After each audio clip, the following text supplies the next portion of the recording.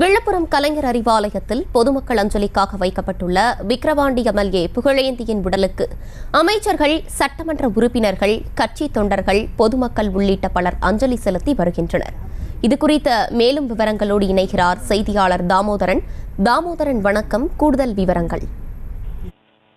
வணக்கம். விக்கிரவாண்டி சட்டமன்ற உறுப்பினரும் திமுக தெற்கு மாவட்ட செயலாளருமான புகழேந்தி அவர்கள் விடுதலைத்துறை ஏற்பட்டு கடந்த சில நாட்களாக தனியார் மருத்துவமனையில் அனுமதிக்கப்பட்டிருந்தார்.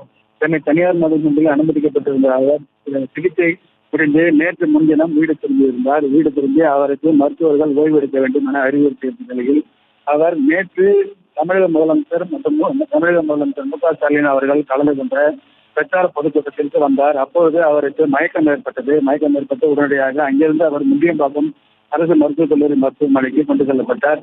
இந்நிலையில் அங்கு அவருக்கு தீவிர சிகிச்சை அளிக்கப்பட்டு வந்த நிலையில் சிகிச்சைக்கு ஒத்துழைக்காத உடல் ஆனது இன்று தற்போது இன்று காலை சுமார் 10:35 மணி அளவில் அவர் உயிர் பெற்றது. இதனைத் தொடர்ந்து உயர்கல்வித்துறை அமைச்சர் பொன்முடி உள்ளிட்ட சட்டமன்ற உறுப்பினர்கள் ஏராளமானோர் விக்கிரவாண்டி முண்டியம்பாக்கம் மருத்துவக் கல்லூரி மருத்துவமனைக்கு நேரில் வந்து அஞ்சலி செலுத்தினர். இதனையடுத்து பொதுமக்கள் மற்றும் கட்சி பிரமுகர்கள் அஞ்சலி செலுத்துகின்ற வகையில் விழுப்புரம் கலைஞர் அறிவாலயத்தில் அவரது உடலானது கொண்டு வரப்பட்டு அங்கு அவரது உடல் வைக்கப்பட்டு அவருக்கு அஞ்சலி செலுத்தப்பட்டு வருகிறது. இங்கும் உயர்கல்வித்துறை அமைச்சர் பொன்முடி, பொதுப்பணித்துறை அமைச்சர் ஏவாவேலு, எம்எல்ஏக்கள் லட்சுமணன் உள்ளிட்ட பல்வேறு நபர்கள் கட்சியின் முக்கிய நிர்வாகிகள் பலர் தொடர்ந்து அஞ்சலி செலுத்தி வருகின்றனர்.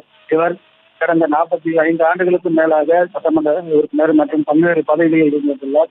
1973 திமுகவின் கிளைக்கழக செயலாளர்கள் தொடங்கி அவர் கோலினர் ஒன்றிய செயலாளர், விழுப்புரம் தெற்கு மாவட்ட பொருளாளர், அவைத் தலைவர் உள்ளிட்ட பல்வேறு பொறுப்புகளில் இருந்து தொடர்ந்து பணியாற்றி வந்துள்ளார்.